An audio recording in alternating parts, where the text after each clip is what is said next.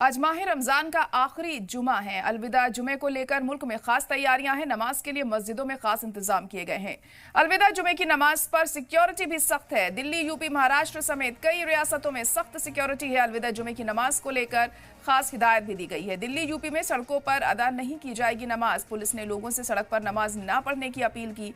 दिल्ली में शिफ्ट के हिसाब से नमाज पढ़ाने की अपील की गई है। मस्जिद कमेटियों के साथ हुई है दिल्ली पुलिस की मीटिंग। चप्पे चप्पे पर पुलिस की तैनाती है। कई इलाकों में ड्रोन का भी इस्तेमाल किया जा रहा है। सीसीटीवी से भी पैनी नजर रखी जा रही है।